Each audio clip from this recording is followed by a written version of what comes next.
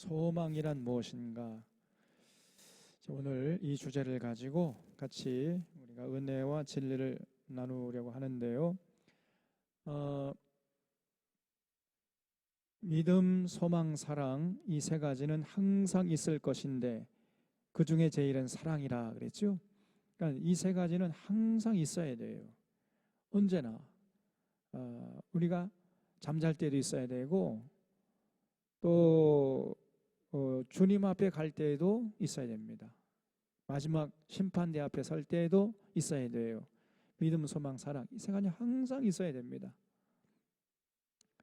그래서 이것 없이 주님 앞에 쫄래쫄래 나갔다가는 큰 거 닥치죠. 큰 낭패를 당합니다. 그래서 믿음, 소망, 사랑 이거는 반드시 우리가 챙겨야 돼. 그래서 우리가 믿는 신앙의 내용이 뭔지, 우리 믿음, 그리고 우리가 도대체 소망이 있어야죠. 소망. 여러분, 이 믿음은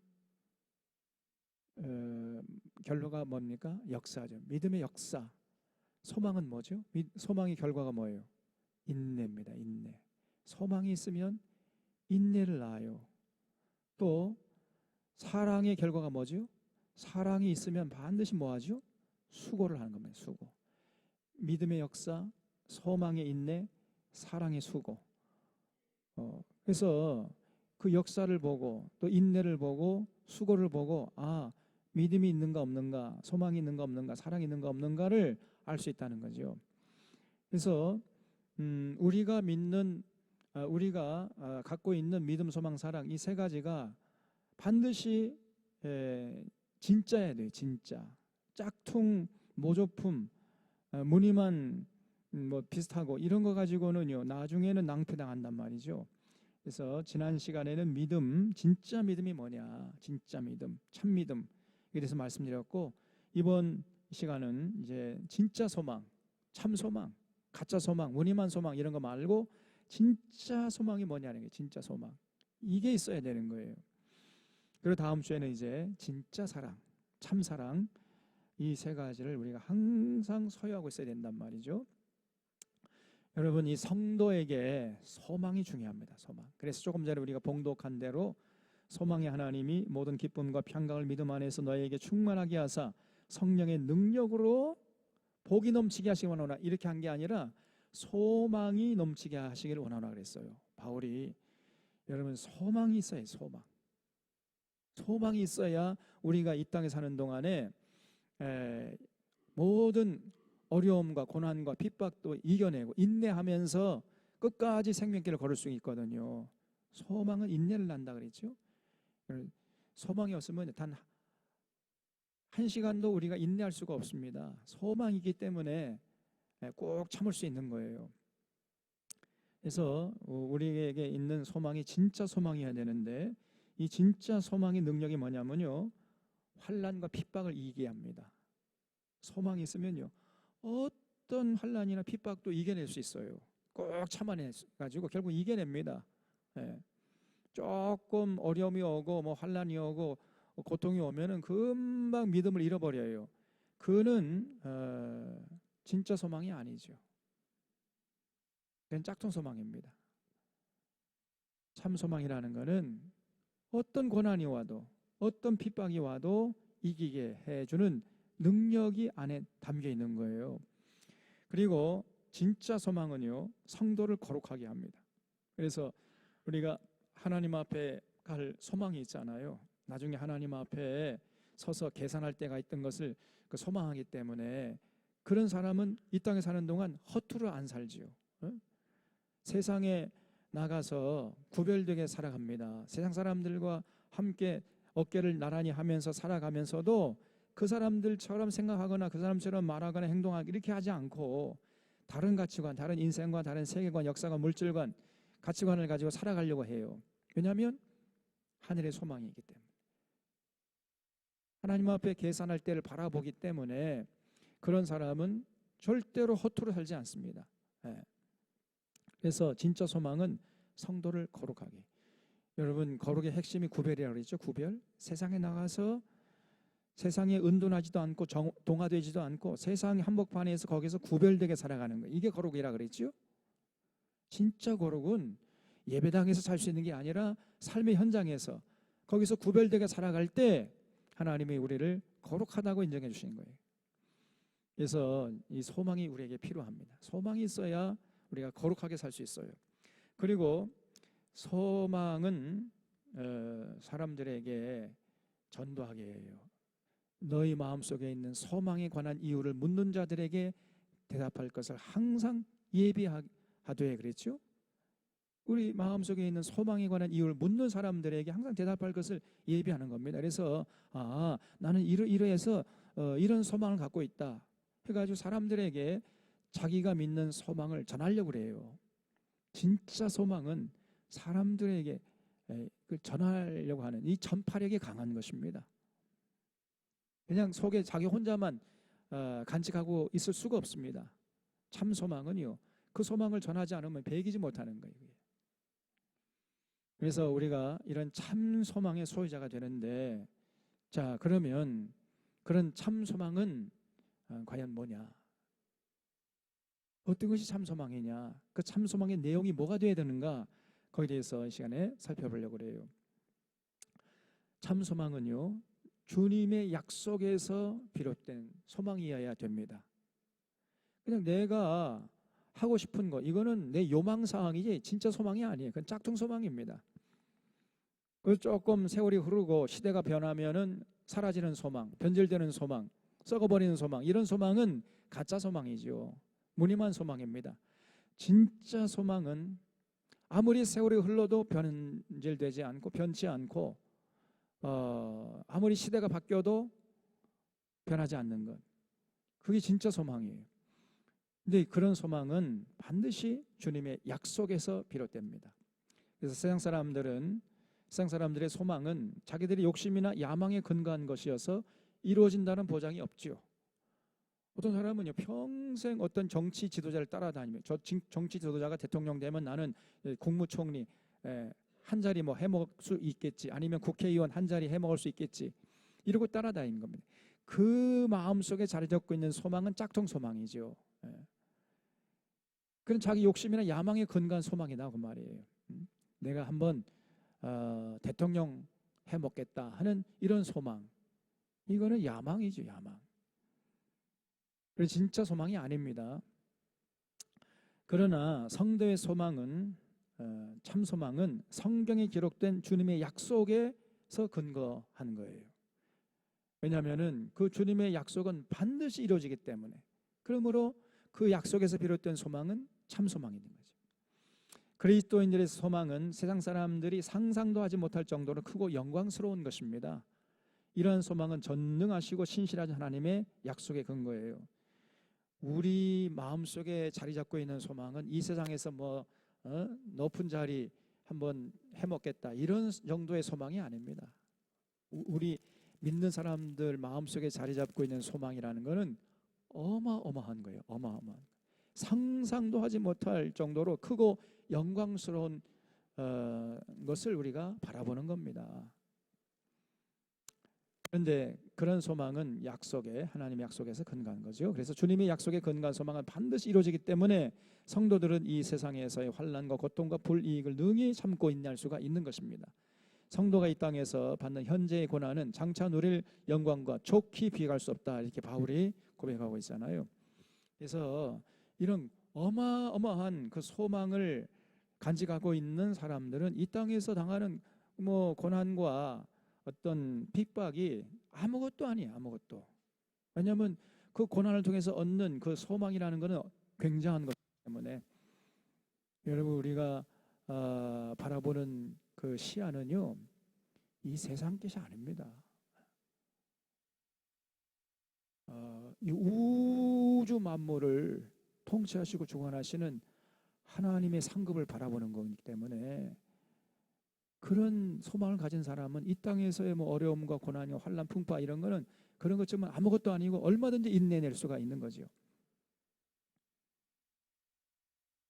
조금 어떤 사람이 잘 보여가지고 출세하고 뭐 높은 자리에 앉고 세상 부귀영화 누리고 이런 정도의 소망이 아니에요. 우리가 가지는 소망이라는 거는.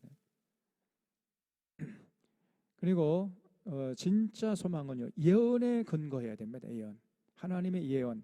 성도들의 소망은 성경에 예언된 그 말씀에 근거하는 것입니다.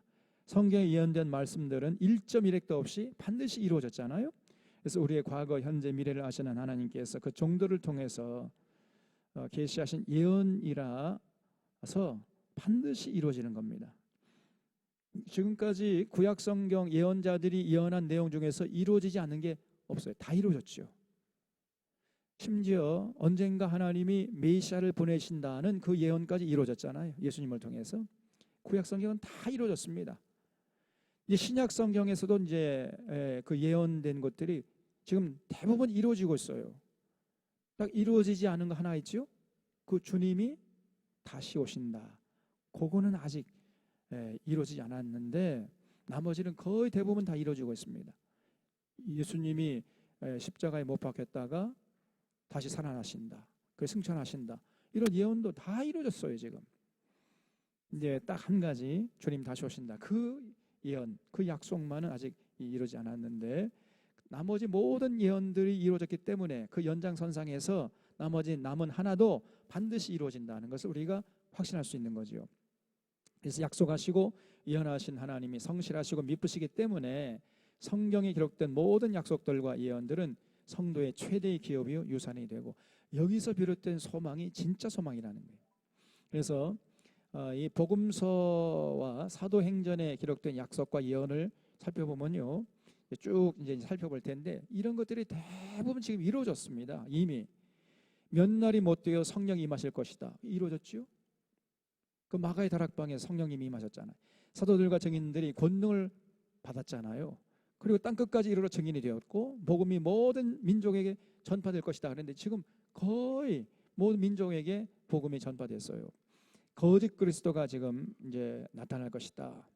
지금도요, 내가 뭐 재림 예수다 이런 자들이 많아요. 그 거짓 선자들 지금 한국 교회에도 많습니다. 그 거짓 기사와 표적을 보이게 될 것이다. 뭐 성령 집회 가면 얼마든지 볼 수가 있어요. 오늘 한국교회 이 성령파들이 하는 이 집회에 가보면요, 이 눈 뜨고 볼 수 없는 그런 해괴망측한 짓을 하고 있습니다. 그런 거짓 기사, 거짓 표적을 가지고 이게 성령이 임한 증거라는 거예요. 또 사람들의 미혹이 많이 일어나게 돼. 사람들이 지금 많이 미혹당하고 있죠. 지금 우리가 보잖아요. 뭐 이런 신천지나 뭐 여호와의 증인 이런 것들, 또 하나님의 교회, 안상홍 정윤회 뭐 수많은 사람들이 미혹당하고 있죠. 지금 벌써 이미 이루어지고 있습니다. 이게 전무후무한 핍박과 박해가 있을 것이다. 이건 아직 이게 이루어지지 않은 거죠. 아직은. 또 전무후무한 대환란이 있을 것이다. 이런 약속과 예언이 있어요. 또 예루살렘이 무너지게 될 것이다. 이것도 아직은 이루어지지 않았습니다. 처처의 기근과 지진이 일어나게 될 것이다. 이미 이런 것들은 어느 정도 이루어지고 있죠. 처처 지금 기근과 지진이 일어나고 있잖아요. 특별히 일본에서 이게 많이 일어나요. 이게. 그리고 성도들이 모든 민족으로부터 미움을 받게 될 것이다. 아직도 이거는 이제 이루어지지 않았습니다. 이제 앞으로 점점 신앙생활하기 어려운 시대가 되는 거죠. 많은 사람들이 서로 미워하면서 잡아줄 것이고 끝까지 견디는 자가 구원 얻을 것이고 가증한 것이 서지 못할 곳에 세워진다. 예루살렘 성전이 이제 지금 현재 있는 성전은 그 이슬람 사람들이 세운 성전입니다. 유대인이 세운 성전이 아니에요. 오마르 성전이라고 해가지고 지금 우리 예루살렘에 가면 황금 돔 사원이 서 있거든요.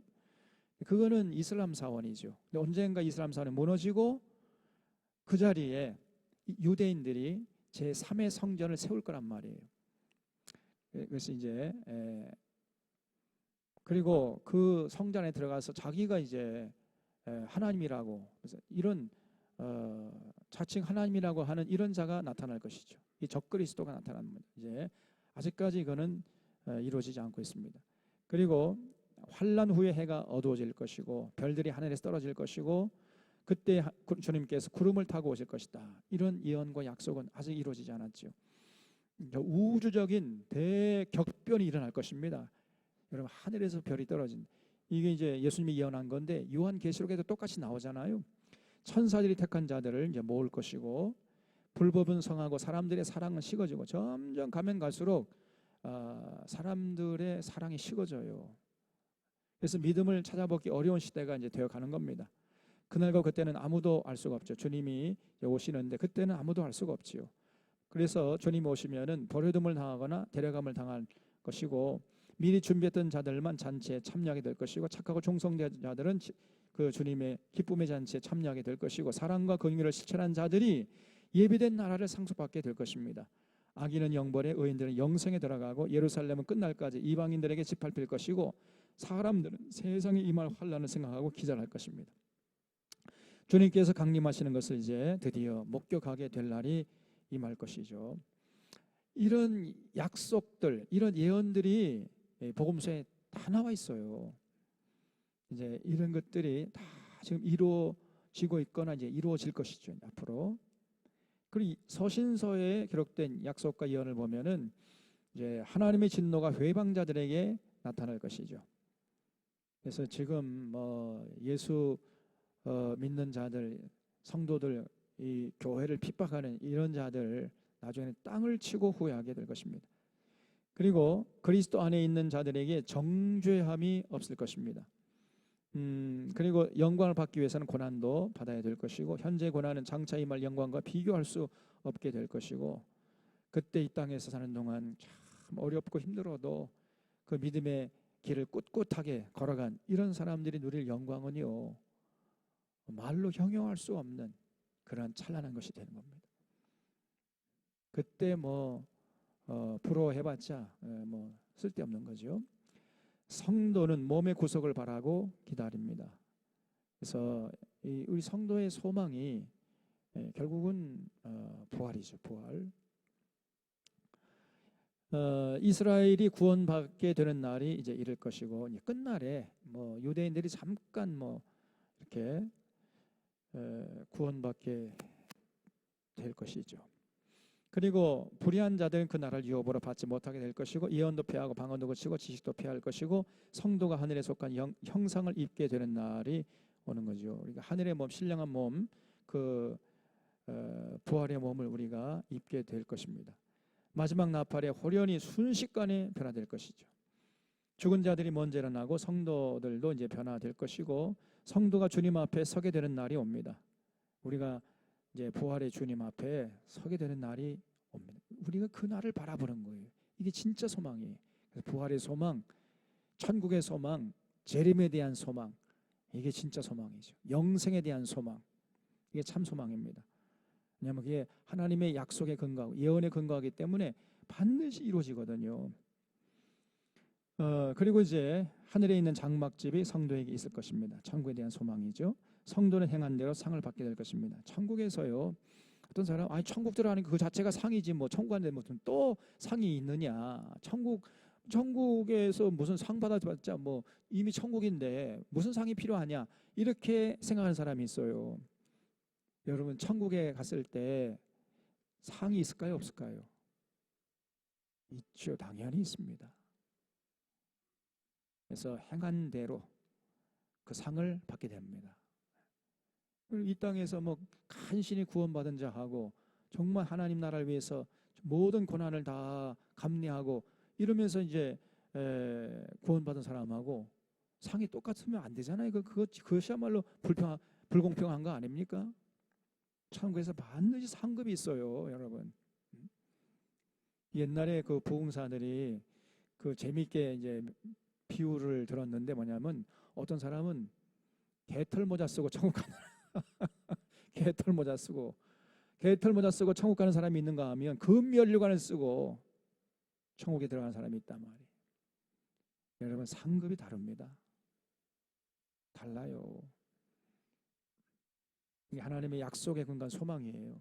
그래서 우리가 그 하나님 나라에서 받을 상급을 바라보고 이 땅에서 헌신하는 거예요. 이 땅에서 우리가 헌신하고 받을 상급 다 받으면 천국에서 받을 상급이 없잖아요.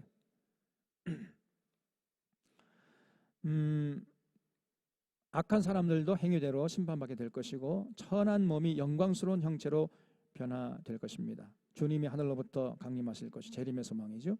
성도는 재림의 때의 기쁨 사랑이요 면류관이 될 것이고 주 안에 잠든 자들은 주님께서 이제 데려오실 것입니다. 이제 다시 말하면 이제 부활의 영광에 참여하게 되는 거죠. 주께서 천사장의 호령과 나팔로 이제 재림하실 것이고 주님의 날에 죽은 자들이 먼저 일어나게 될 것이고 첫째 부활에 참여해서 주님의 부활의 영광스러운 자리에 참여하게 되는 겁니다. 성도도 변화되어 공중에서 주님을 뵐 것이고 휴거에 대한 소망이죠. 불신자들에게 주의 날이 도적같이 임할 것입니다. 우리 믿는 자들에게는 아니에요. 불신자들에게 주의 날 도적같이. 도적이 언제 오지? 아무도 모르죠. 언제 올지 모르잖아요. 그렇게 주님이 불신자들에게 임하고 우리 믿는 자들에게는 빛의 아들이기 때문에 도적같이 오지 않아요. 왜냐하면 성경에 다 주님이 언제쯤 오실 것인가 뭐 정확한 연대는 모르지만은 그러나 그 시대의 징조를 보면은 주님이 오실 때가 어느 정도 됐구나 알 수 있을 정도로 이렇게 오신다는 거예요. 그래서 우리 믿는 자들이 성경을 잘 알아야 할 이유가 여기 있습니다. 성경을 잘 알면은 주님이 이제 오실 때가 거의 됐구나 하는 걸 어려움부터 알 수 있다는 거죠. 그 다음에 주님께서 불꽃 중에 나타나실 것이고 하나님은 모르는 자들에게는 형벌을 주실 것이고 불신자들은 주님의 얼굴을 보지 못할 것이고 불신자들은 영원한 멸망의 형벌을 받게 될 것이고 그날에 강림하사 성도들에게 영광을 받으실 것입니다.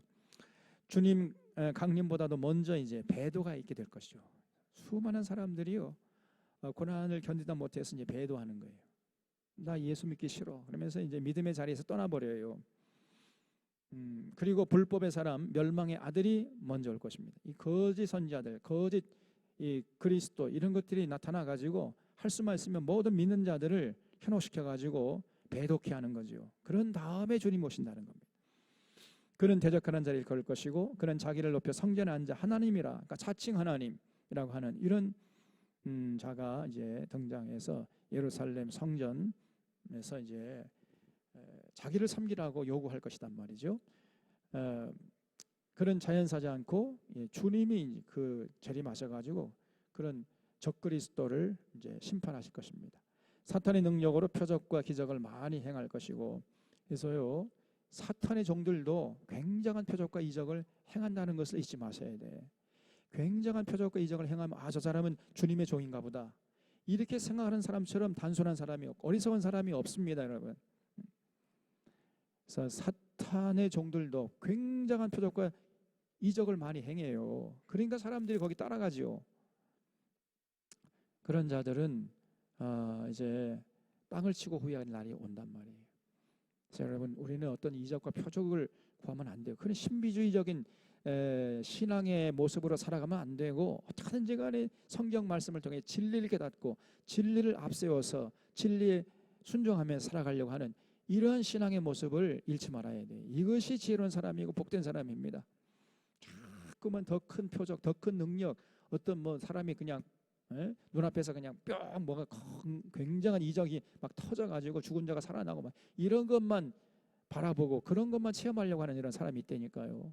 산기도도 아니고 뭐 금식기도 하면서 그냥 막 이렇게 신앙생활하는 사람은 그 신앙의 무게중심이 잘못되어 있어요. 지금 빨리 고쳐야 됩니다.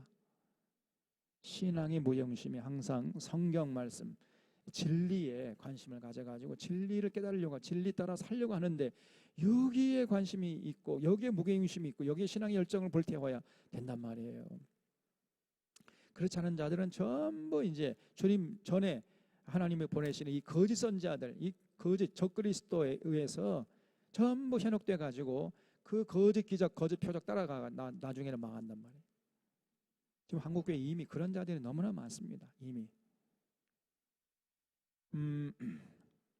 진리를 모르는 자들은 그런 거짓 것들을 추정하게 될 것이고 후일에 어떤 사람들이 믿음에서 떠나게 될 것이고 말세 어떤 자들이 귀신의 가르침을 쫓을 것이고 구제하는 자들이 장래의 상을 받을 것입니다. 그래서 나누고 베풀고 어려운 이웃을 보면은 가만히 있지 못하고 어떻게든지 간에 좀 나눠주려고 하고 베풀려고 하는 이런 자들이 여러분 정말로 복되게 사는 거예요. 장래의 상을 받게 될 것입니다. 그리고 말세에는 고통스러울 때가 올 것입니다. 가면 갈수록 그걸 이제 우리 주님의 때로 접근하면 접근할수록 이걸 오메가 포인트라고 그래요. 오메가, 알파와 오메가, 시작과 나중. 그 주님의 재림의 때를 오메가 포인트라고 하는데 그 오메가 포인트로 가면 갈수록 이제 점점 사랑이 식어지고 경건의 모양은 있으나 경건의 능력을 부인하면서 사람이 돈을 좋아하고 쾌락을 좋아하고 자기를 사랑하고 진리에 대해서 무관심하고 이런 세상이 되어버리기 때문에 점점 가면 갈수록 고통스러운 시대가 되는 거예요. 그래서 우리 성경에서 제시하는 미래는 장밋빛 미래상이 아닙니다. 상당히 음울한 미래상을 제시해요. 그렇기 때문에 주님이 재림하시는 거예요. 역사의 문을 닫고 이제 역사를 정리하기 위해서 주님이 재림하시는 거예요. 뭐 가면 갈수록 막 성령이 폭발적으로 역사해가지고 막 교회가 건강 교회가 여기저기서 우후죽순처럼 일어나고 수많은 사람들이 구원받고 거듭나고 깨어지고 변화받고 이렇게 되면 왜 주님이 오십니까? 그러면 주님이 안 오세요. 1년 가봤자 한 사람도 구원받지 못하고 오히려 있던 성도들마저 다 배도하고 교회가 다 병들고 다시 들고 다 절묘잘세 이렇게 교회가 시들어가니까 이 더 이상 저렇게 역사를 뭐 지속해봤자 아무런 유익이 없으니까 그때 이제 주님이 역사의 문을 닫으려고 오시는 겁니다. 그래서 이 기독교의 역사관은 이 오메가 포인트로 가면 갈수록 세상이 더 어지러워지는 것이고 성령이 폭발적으로 역사하는 것이 아니라 악령이 폭발적으로 역사하는 거예요. 그런 역사관을 제시하는 겁니다. 그런데 이 조화목의 이 목사는 아니죠. 이 순복음교회 뭐 말세가 되면 될수록 막 성령이 폭발적으로 역사한다는 거예요. 그래서 막 교회가 우후죽순처럼 일어나 건강 교회들이 막 전국 방방곡곡에서 일어나고 막 이렇게 성령이 폭발적으로 역사한다. 요엘서 2장을 가지고 그렇게 늦은비 신학이라는 것을 하는데 완전히 잘못된 겁니다. 완전히 자기 머리에 소설 쓰는 거예요. 소설. 요망사항이죠. 성경의 가르침이 아닙니다, 여러분. 근데 거기에 수많은 사람들이 거기에 현혹되고 있는 거예요.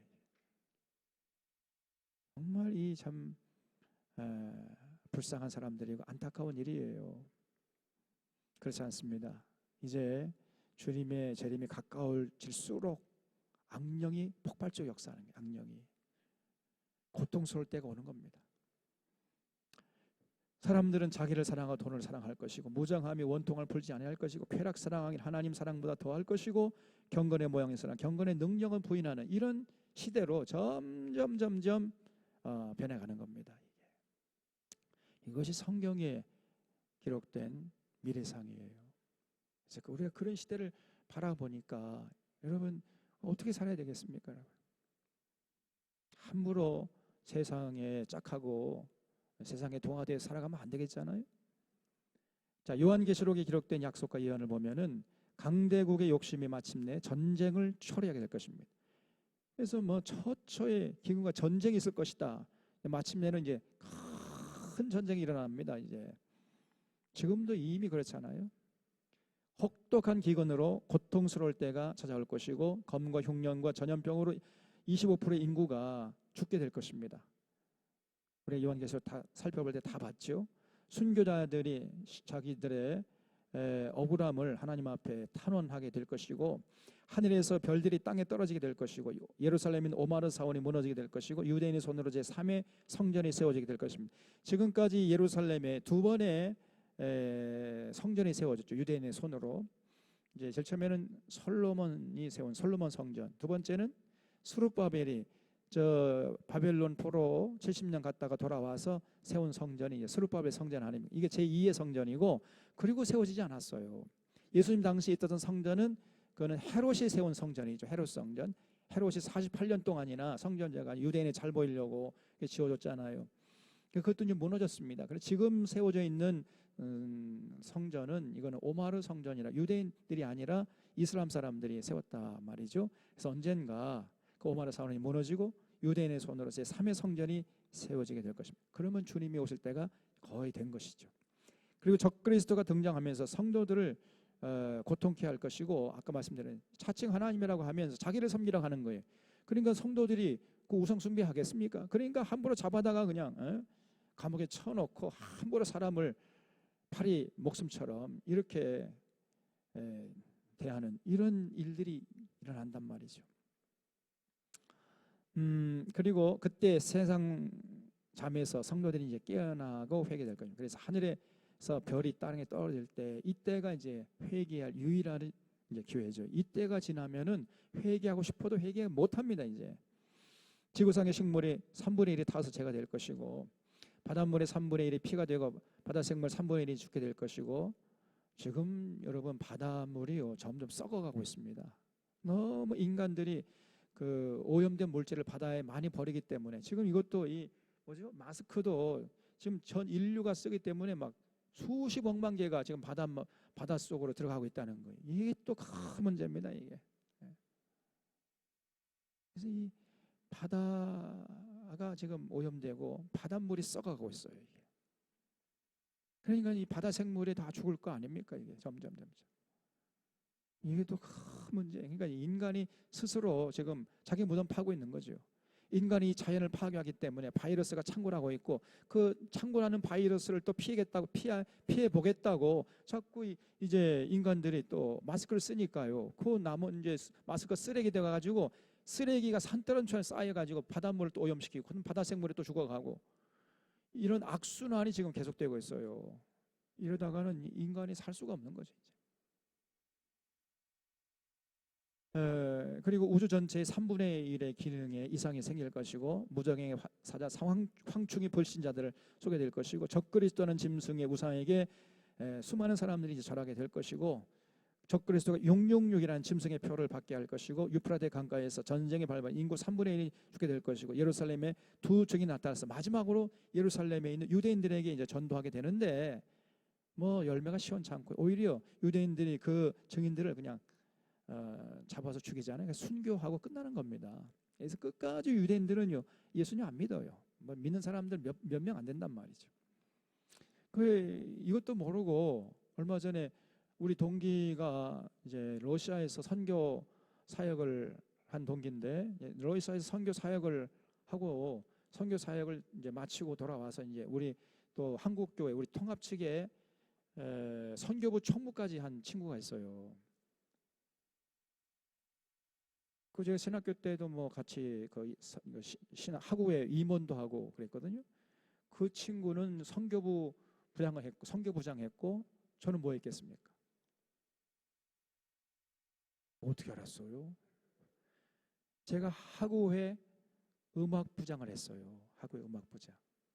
그래서 이제 우리 신대원, 장신대 신대원 무슨 뭐 축제나 또 이제 신대원생들이 매주마다 그 채플 예배 드리거든요. 그 예배 드릴 때 그 음악 그걸 제가 다 관장했다니까요. 여러분 저를 그냥 보시면 안 된다 그랬잖아요. 그래서 이제 이 1년에 한 번 신대원생들이 그 축제를 합니다. 가을에.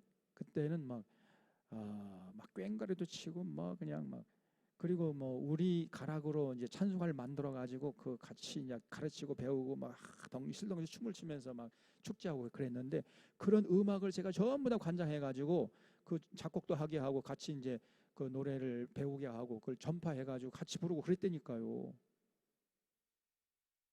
일반 대학 축제는 이제 막걸리를 마시잖아요. 그 우리는 뭘 마셔요?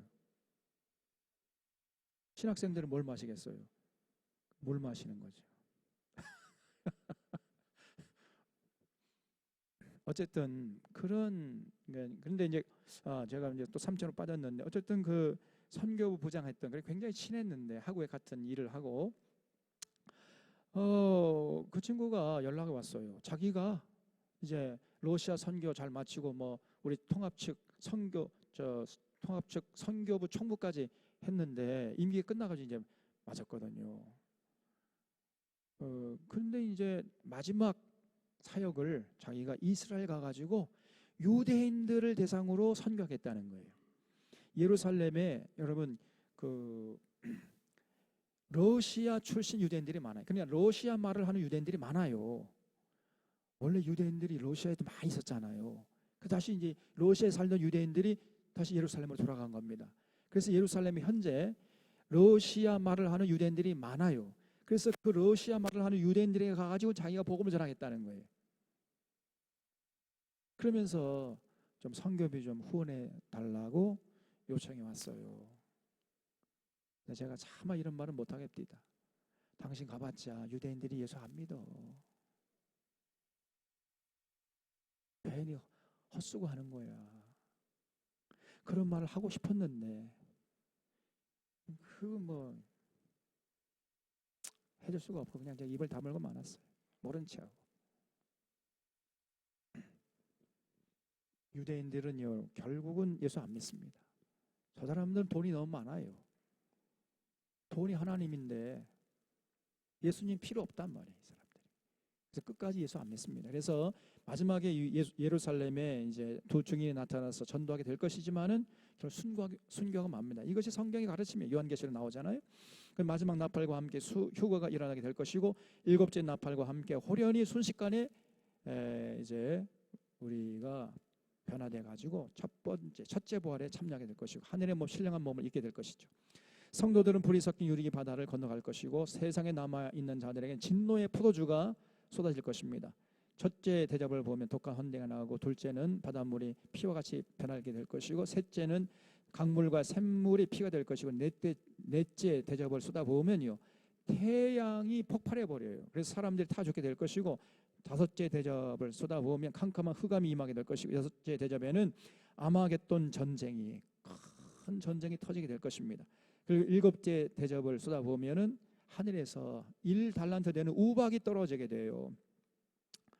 앞으로 미래에 이런 일들이 있게 될 것이라고 지금 요한계시록에서 다 예언해 놨습니다. 그리고 음녀 곧 거짓 선지자가 이제 주님 앞에서 혹독한 심판을 받게 될 것이고 그래서 음녀하고 그 짐승이 제일 먼저 잡혀가지고 타는 유황불 그 지옥불에 던져지게 될 것입니다.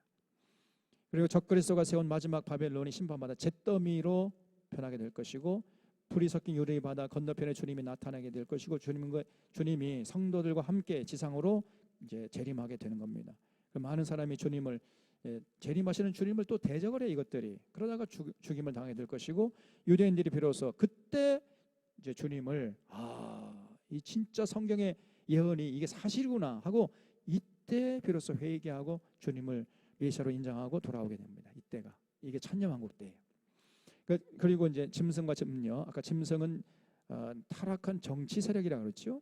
음녀라는 건 타락한 종교 세력들, 타락한 정치 지도자, 타락한 종교 지도자 이런 것들을 잡아가지고 산채로 유황불에 던져 넣을 것이고 그리고 이 타락한 정치 세력, 타락한 종교 세력 그 배후에서 분탕질을 하던 이 마귀 이놈을 잡아가지고 이제 무저갱에 던져 넣고 잠글 것입니다. 그러면서 천년왕국이 시작되는 거예요. 그러면서 이 천년왕국 속에서는요 사람이 얼마나 오래 사느냐 나무의 수완같이 오래 살아. 나무가 몇 년 살죠? 나무가 보통 건강한 상태 1000년 산대 1000년. 그래서 천년왕국이에요. 사람이 적어도 1000년 정도 살아야 이것도 하고 저것도 하지 뭐 한 100년 살고 죽으면 철들자 망령 들고 뭐 철들자 뭐 이것 좀 하려고 하니까 이제 짐 싸고 하나님께 가야 되잖아요. 우리가 한 1000년 정도 살아야 되는데 예? 100세가 못 되어 죽은 사람은 저주받은 사람이라고 평가받는 겁니다. 이 천년왕국 시대에는 그 천년 동안에 온 세상이 초막절을 지키게 될 것이고 초막절에 성경을 배워서 자국 국민들을 가르치는 이런 이제 시대가 될 것입니다. 그리고 세상의 모든 종교와 철학이 이제 없어지게 될 거예요. 천년 끝에 또 마귀가 풀려나와서 세상을 미혹하게 될 것이고 곡과 마곡 백성들이 미혹을 받고 예루살렘을 포위하게 될 것이고 하나님의 불이 내려와서 그들을 살하게 될 것입니다. 그리고 이제 그 패퇴한 이 패전장군 마귀가 잡혀가지고 세 번째로 유황불에 던져지게 될 것입니다. 그리고 이제 예수 믿지 않거나 뭐 신앙생활을 새겁고로 전락시킨 이런 자들 이런 사람들은 이제 죽으면 음부에 가 있는 거죠. 음부에 있던 사람들이 둘째 볼에 참여해가지고 하나님의 백보자 심판대 앞에 가서 결국 통과하지 못해가지고 둘째 사망에 처해지게 되는 거예요. 다시 말하면 타는 유황불에, 지옥불에 던져지게 되는 겁니다. 그래서 죄 지은 사람들은 유황으로 타는 못에 들어가게 될 것이고, 하나님께 새 하늘과 새 땅을 창조해서 그 처음 하늘과 처음 땅은 영원히 사라지게 되고요, 새 하늘과 새 땅에서 새 예루살렘이 하늘에 내려와 가지고 이게 천국이죠. 천국에서 우리가 영원 모금토록 세세 모금토록 왕노릇하는 이런 삶을 살게 되는 거죠. 이런 예언들이 성경의 구석구석에 박혀 있어요.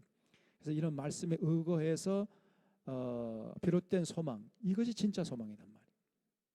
그래서 그 진짜 소망의 내용을 살펴보면요, 성도의 소망은 뭐냐? 첫 번째, 부활이에요. 부활에 대한 소망, 이게 진짜 소망이에요. 세상 사람들이 도무지 믿을 수 없는 것이 부활입니다. 사후의 영혼에 대하여 불멸을 믿었던 헬라인들도 부활을 믿지 않았어요. 사도 바울은 만약 성도의 소망이 다만 이생뿐이라면 그리스도인들과 바울 자신이 세상에서 가장 불쌍한 자들이라고 했습니다. 그러나 그리스도께서 오셔서 부활을 예언하셨고 실제로 죽음을 이기시고 부활의 첫 열매가 되셨잖아요. 그래서 모든 성도들에게 이 부활의 산 소망을 주신 거예요. 주님이 부활하셨기 때문에 우리도 부활을 확신할 수 있게 된 거지요. 만약에 주님이 부활하지 않았다면 우리가 부활에 대한 소망을 가질래야 가질 수가 없는 거지요. 그런데 주님의 부활이 확실하잖아요.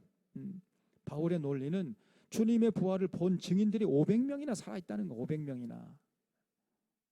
그 중에 몇 사람은 잠들었지만 대반이 지금 살아있다는 겁니다. 그래서 주님의 부활은 너무나도 확실한 것이고, 그 주님이 부활했기 때문에 우리도 반드시 부활하게 될 것이다. 그래서 부활의 산 소망을 주셨다, 이 얘기하고 있죠.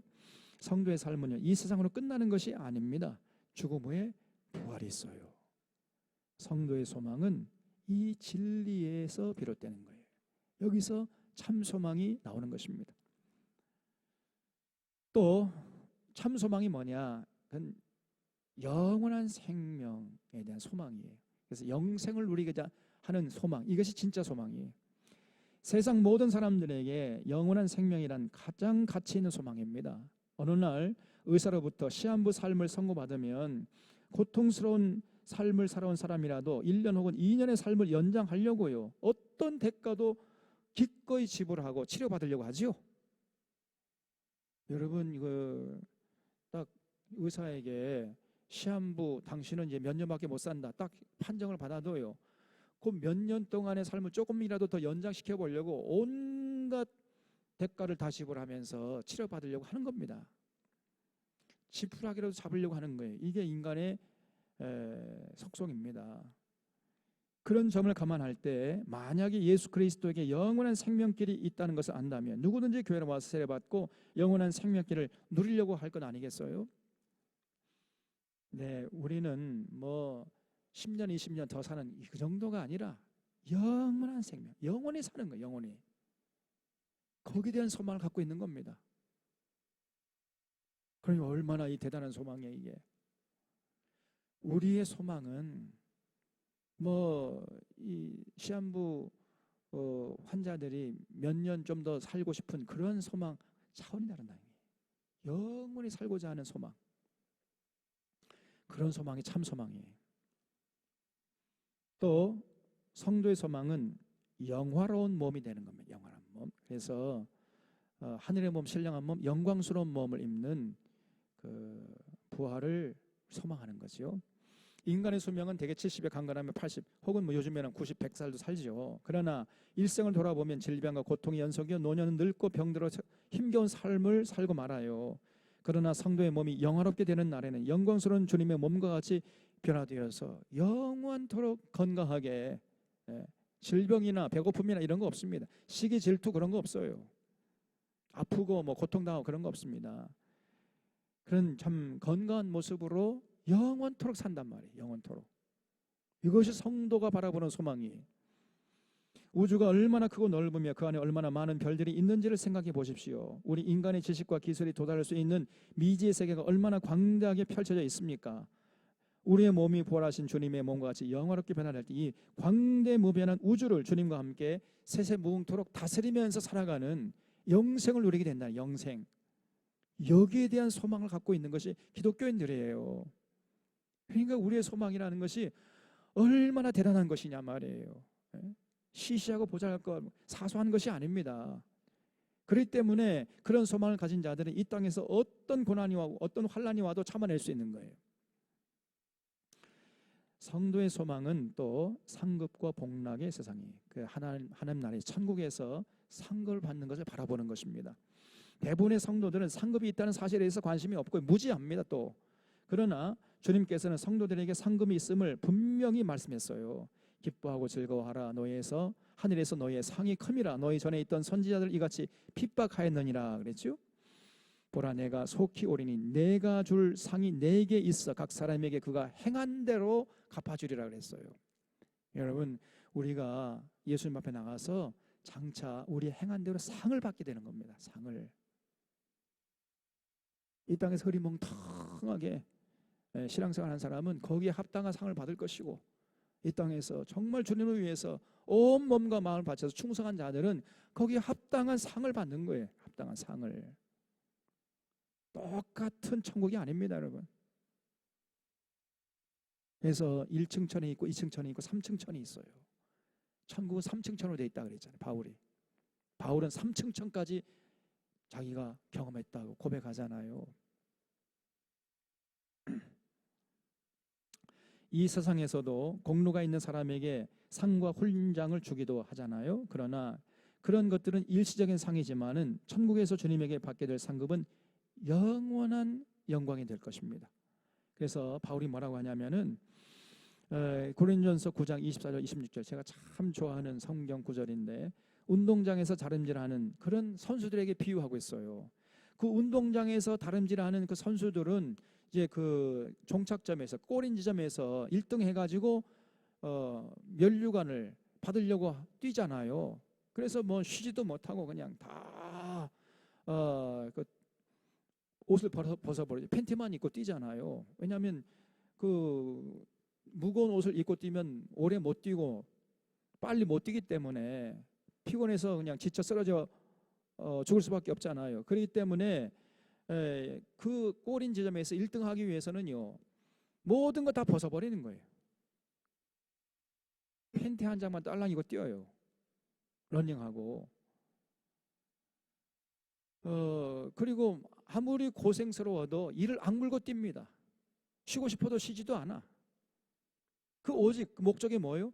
꼬린 지점에서 내가 1등 해가지고 면류관을 받겠다 하는 그런 일념으로 뛰는 거 아닙니까? 그런데 그가 받은 면류관은 1등 했다 할지라도 그가 받은 면류관은 좀 있으면 썩어버려요.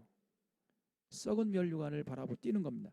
썩은 면류관을 얻기 위해서도 저렇게 열심히 뛰는데, 하물며 우리가 바라보는 면류관, 우리가 받았을 면류관은 영광스러운 면류관, 썩지 않은 면류관이에요. 그러니 오죽 우리가 이 땅에서 신앙생활을 얼마나 열심히 해야 되겠느냐, 그렇게 지금 바울이 반문하고 있는 겁니다. 그래서 너희도 상을 받도록 이와 같이 다름질하라. 이기기를 다투는 자마다 모든 일에 절제하나니 그들은 썩을 승리자의 관을 얻고자 그렇게 달리잖아요, 열심히. 그런데 우리는 썩지 아니할 것을 얻고자 달리는데 얼마나 더 열심히 달려야 하겠느냐 그 말이죠. 나는 다름질을 하기를 향방 없는 것 같이 아니하고 싸우기를 허공을 치는 것 같이 아니하며 내가 내 몸을 쳐 복종하게 함을 내가 남에게 전파한 후에 자신이 도리어 버림을 당할까 두려워함이로다 그랬어요. 그래서 이게 왜 바울이 이런 얘기를 하냐면은 바울의 뒤에서 당시 고린도 교인들이요 자꾸 수군거린 거예요. 뒷담화를 했어요. 지가 사도가 아니니까 저렇게 열심히 수고해서도 교회에다가 말이야 월급도 청구하지 못하고, 지가 사도가 아니니까 양심이 찔려가지고 교회에 생활비도 청구하지 못하는 거 아니냐, 이렇게 뒤에서 쫑알댄 거예요. 이것이 고린도 교회 교인들입니다. 그래서 이 소리를 듣고 너무나 바울이 억울하기도 하고 막 속이 상해가지고, 내가 이렇게 수고하고서도 그 교회에게 생활비를 청구하지 않은 것은, 베드로는 막 자기 아내도 데리고 다니면서 생활비 청구하고 막 그랬거든요. 그런데 바울은요, 한 푼도 교회에다가 생활비 청구하지 않았어요. 왜 그러냐? 내가 사도가 아니어서가 아니라 장차 주님 앞에 가서 받을 상을 바라보고, 그때 하나님 앞에서, 그 주님 앞에서 생명의 면류관을 바라보고 뛰기 때문에, 그때 받을 상을 위해서 내가 그런 것이지, 내가 사도가 아니었기 때문에 생활비를 요구하지 못한 것이 아니단 말이에요. 이렇게 자기를 항변하는 차원에서 한 얘기예요. 이게 무슨 말이 이해가 되지요? 그럴 정도로 이 고린도 교인들이요, 그 신앙의 지평, 인식의 지평이 너무너무나 좁은 거예요. 이게 갓난아기 같은, 젖이나 먹는 갓난아기 같은 유치원 수준에 있어요. 이 사람들이, 그런 사람들이 즐겨하는 게 뭐냐면 방언기도예요. 방언기도.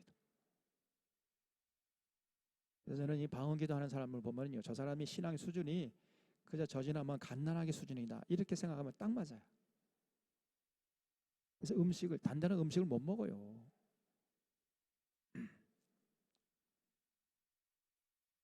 그래서 우리의 소망은 장차 하나님에 가서 참 잘했다, 착하고 충성된 종으로 평가받는 그 말을 바라보고, 그래서 주님이 세워주는 그 생명의 면류관, 영생의 면류관을 바라보고 살아가는 겁니다. 이게 진짜 소망이에요. 이 땅에서 뭐 주님에서 좀 헌신하다가 하늘에서 잘 먹고 잘 살고 출세해가지고 큰 교회로 가지고 막 비행기 타고 다니고 뭐 고급 승용차 타고 다니고 골프장 가가지고 나이스 샷, 이런 거는 우리 소망이 아닙니다, 여러분.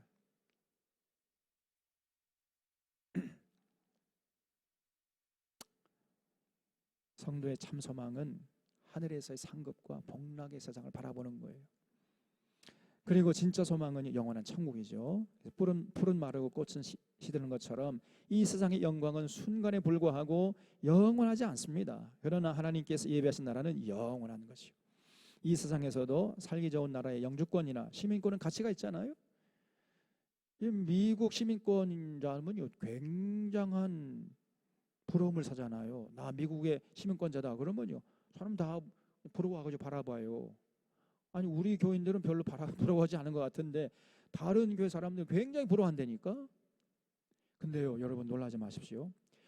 요즘에는요, 우리 대한민국 여권을 가지고 나가잖아요. 그러면 수많은 세계 사람들이요, 우리를 부러워한대. 저 사람은 대한민국 여권을 소유한 사람이다. 그래가지고 야, 우러러 본답디다.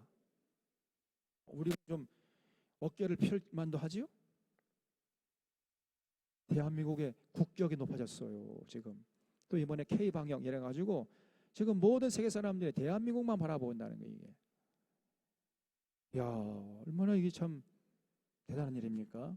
그래서 살기 좋은 나라의 영주권을 가져도 이게 대단한 거예요. 그러나 성도들의 가장 큰 소망은요, 이 땅에서 시민권이 아니에요. 영원한 복락의 나라, 천국에서 영원히 살 수 있는 시민권을 바라보는 겁니다. 이게 진짜 소망이에요. 왜냐하면 그 나라는 완전한 사랑과 평화의 나라이기 때문에. 그래서 그 나라에 들어가면요, 누구 한 사람도 시기하거나 질투하는 사람은 서로 싸우지 않아요. 서로 위로하고 격려하고 세워주고, 그냥 서로 사랑의 관계로 더 주지 못해서 안타까워하고 말이죠. 이런 아름다운 사랑의 관계, 완벽한 사랑과 평화의 나라에서 누구 한 사람도 차별받지 않고, 누구 한 사람도 억울함을 당하지 않고, 누구 한 사람도 왕따 당하지 않고, 모든 사람들이 다 행복하게 더불어 살아가는 완벽한 사랑과 평화의 나라, 그게 천국이거든요. 그런 나라에서 영원히 살아갈 수 있는 시민권, 이거를 바라보는 겁니다. 이것이 성도의 참 소망이에요. 그래서 오직 우리의 시민권은 하늘에 있는지라 거기로서 구원하는 자 곧 주 예수 그리스도를 기다리노니 그가 만물을 자기에게 복종케 하실 수 있는 자의 역사로 우리의 낮은 몸을 자기 영광의 몸의 형체와 같이 변하게 하시리라 그랬어요. 우리가 바라보는 소망은 천국의 시민권이에요. 그걸 바라보는 겁니다. 그걸 바라보는 사람은 이 땅에서 어떤 어려움과 고난도 이겨낼 수 있습니다. 그리고 성도의 소망은요, 영원한 사랑입니다. 영원한 사랑. 세상에서 아름다운 것이 사랑이지요. 믿음, 소망, 사랑. 이 세 가지 항상 있어야 하지만 그중에 제일은 사랑 아닙니까? 세상에서 맛보는 모든 사랑은 그런데 영원하지 않아요. 그러니까 참 사랑이 아니죠. 짝퉁 사랑이에요. 모든 세상 인간사에서 보여주는 이 사랑은이라는 것은 부족함이 한계가 있어요. 그러나 장차 성도들이 들어가서 영원히 살게 되는 그 천국에서는요, 진짜 사랑을 맛본다. 진짜 사랑. 다시는 아픈 것이나 질병이나 죽는 것이 없이 영원히 사랑하는 나라를 바라보는 거예요. 그래서 그 나라에서 영원토록 서로 사랑하는 참 사랑을 바라보는 것이, 이것이 진짜 소망이단 말이에요. 그래서 우리가 세상에서 맛보는 사랑은 천국에서 영원히 누릴 수 있는 사랑의 그림자에 불과한 거예요. 지금 우리끼리 뭐 서로 사랑한다, 뭐 죽고 못 산다, 뭐 그런다 할지라도 그런 사랑은 천국의 사랑에 비교하면요, 그거는 새발의 피고 참 사랑의 그림자에 불과할 것입니다. 성도들이 주님과 함께 영원히 사랑하게 될 천국에서의 삶을 연습하는 것이 이제 가정이고 교회고, 그래서 가정이 천국의 모델하우스라고 할 수 있죠. 그래서 가정에서 여러분 서로 식구들끼리 사랑하잖아요. 부모가 자녀를 사랑하고 자녀는 부모를 공경함으로 사랑하고 그러잖아요. 근데 그 사랑도 한계가 있어요. 천국에서의 사랑에 그림자에 불과한 것이, 천국 사랑을 연습하는 것에 불과한 것이, 우리가 천국에서는요 진짜 사랑하게 될 것입니다. 그래서 그런 천국에서 그 진짜 사랑을 바라보는 것이, 이게 성도의 참된 소망이에요. 그래서 여러분,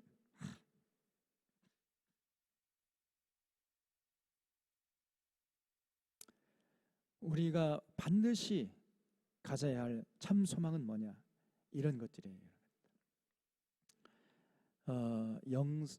부활의 소망, 영생의 소망, 그다음에 영원한 복락을 누리는 소망, 천국의 소망, 천국에서 상급을 받을 소망, 그 천국에서 참 사랑을 만끽하고 누릴 소망, 그리고 주님이 다시 오실 그 재림에 대한 소망, 이런 소망들이 진짜 소망이에요. 반드시 우리의 소망의 내용에는 이런 것들이 들어있어야 됩니다. 그냥 세상에서 뭐 내가 좀 잘 먹고 잘 살고 출세했으면 좋겠다, 높은 자리 차지하고 싶고 세상 떵떵거리고 살고 싶겠다, 이런 소망은 그 짝퉁 소망이야. 가짜 소망이고 성도들이 오히려 가져서는 안 되는 소망이다 그 말이에요. 거기에 관심 있으면 안 됩니다. 우리가 바라보는 시야가 그런 세상 것에 가 있으면은 그거는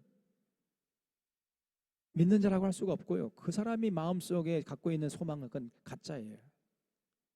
조금 있으면 사라져버리고 썩어버립니다. 진짜 소망이라는 것은 바로 이런 소망이에요. 이런 소망을 가져야 돼. 우리 주님이 부활한 것처럼 우리도 부활할 것을 바라보고, 그래서 이제 영원한 하늘의 생명을 누리는 그런 시대를 바라보고 천국에 들어가서 영원한 복락을 누리면서 하나님께서 이 땅에 사는 동안에 우리가 행한 대로 상을 받고 참 사랑을 실천하면서 살아가는, 이게 그렇기 위해서는 먼저 주님이 재림해야 되겠죠. 그래서 재림에 대한 소망, 부활의 소망, 영생의 소망, 복락의 소망, 천국의 소망, 천국에서 받을 상급에 대한 소망, 그 천국에서 누릴 사랑에 대한 소망, 이런 소망들이 진짜 소망이에요. 이런 소망을 가진 자들은 세상이 감당치 못하는 삶을 살아가는 거예요. 세상이 아무리 우리를 속이고 우리 어렵게 하고 힘들게 고통스럽게 한다 할지라도 그 모든 어려움을 능히 이겨낼 수 있게 된단 말이죠. 그래서 이런 참 소망을 우리는 반드시 마음속에 간직하면서 살아야 돼. 이런 소망 하에서 우리가 신앙생활하고, 이런 소망 하에서 봉사도 하고, 이런 소망 하에서 서로 인간관계도 맺고, 그러면은 그 사람은요 정말 멋진 삶을 살아갈 수 있습니다. 시행착오를 줄이고 자루나 우로나 치우치지 않고, 어떤 고난이 뒤로 밀려나서 침륜에 빠지지 않고 당당하게 그 어려움을 이겨내고 승리하게 된단 말이죠. 그래서 우리 사랑하는 샤론의 교우들이 이런 참 소망의 소유자가 다 되시기를 바랍니다. 소망의 하나님이 모든 기쁨과 평강을 믿음 안에서 너에게 충만하게 하사 성령의 능력으로 소망이 넘치게 하시기를 원하노라 했던 것처럼, 우리 샤론의 교우들의 마음속에 성령의 능력으로 이런 참 소망이 깊이 뿌리 박히고 굳건하게 서가는 이런 놀라운 복이 임할 수 있기를 바랍니다. 그래서 사랑의 교우들이 참 소망 가운데 믿음의 길에서 승리할 수 있기를 바랍니다. 같이 기도하겠습니다.